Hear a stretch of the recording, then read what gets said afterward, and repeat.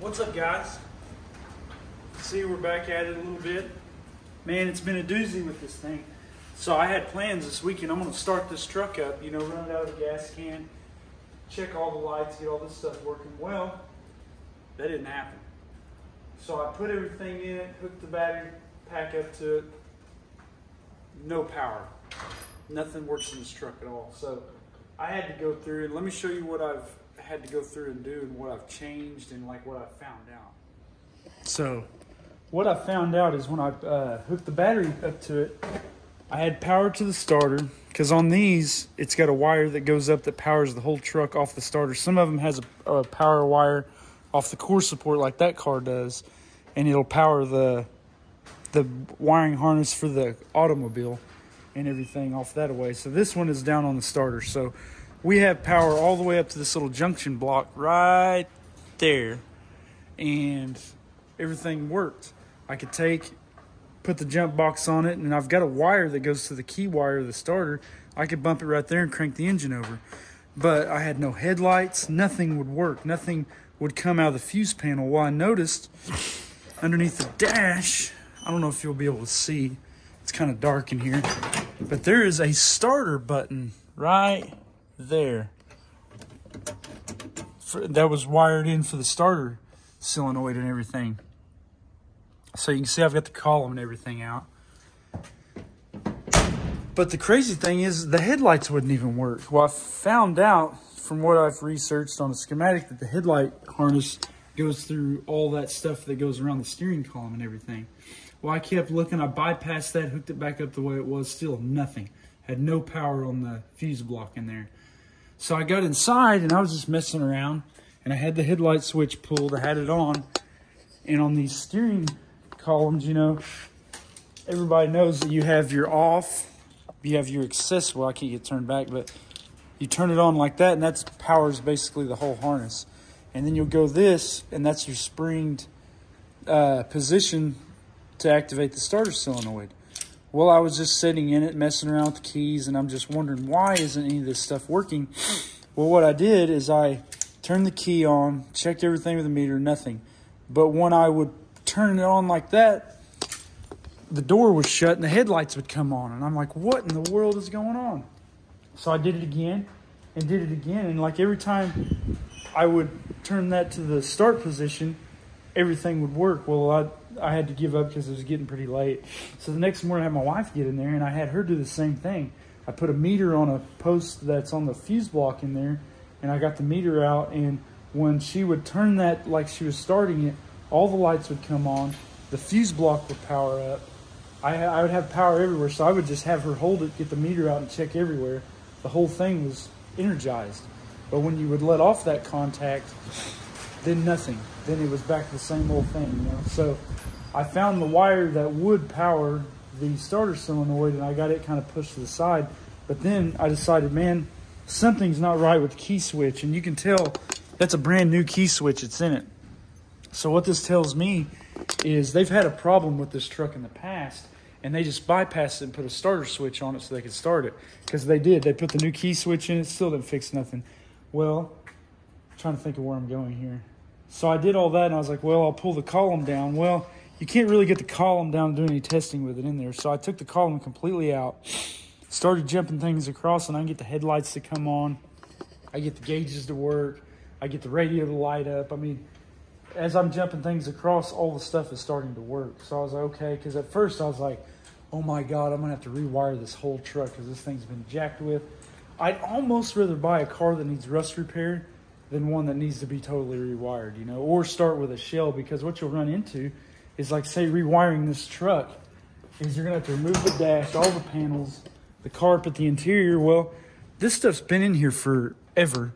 And as you start taking it apart, this stuff's going to fall apart. So it gets to be, it'll end up being more restoration than what you really planned. And that's what's crazy why I bought this, is because I bought this because I knew this was going to need work.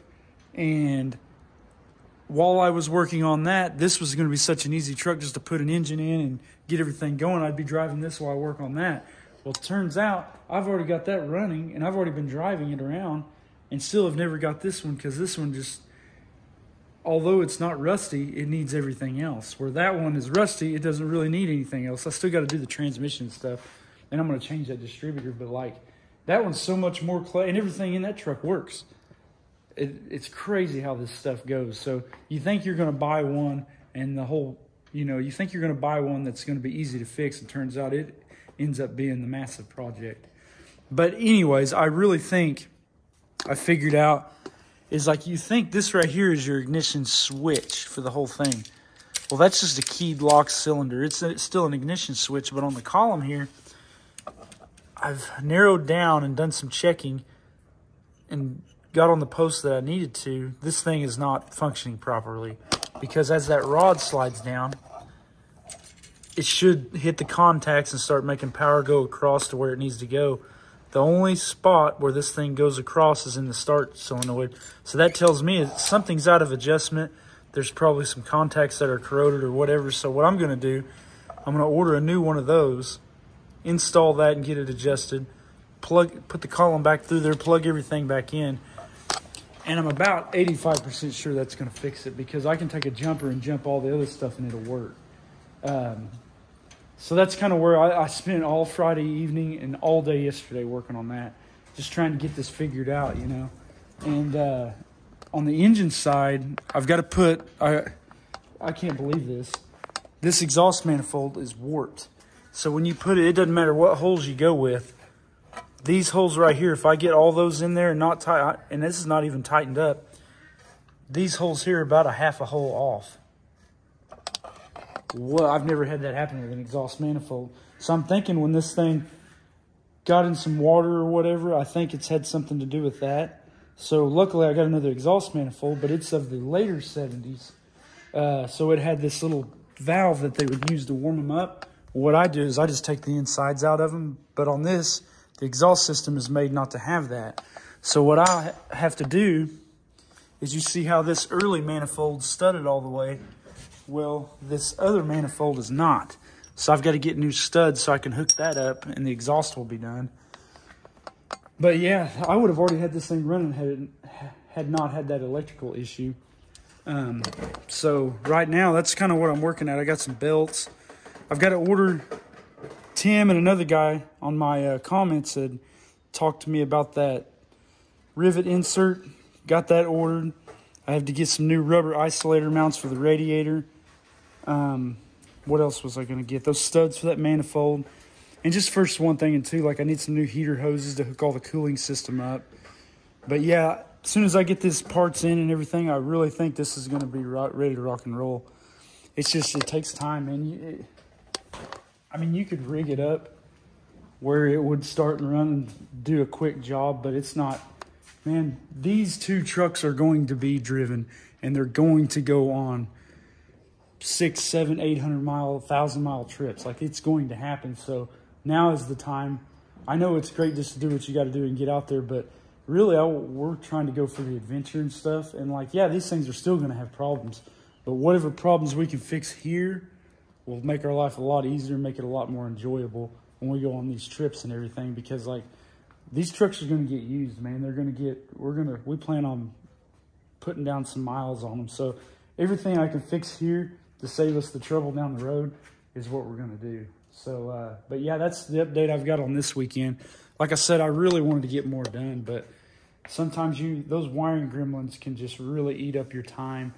And people wonder why this stuff costs so much money.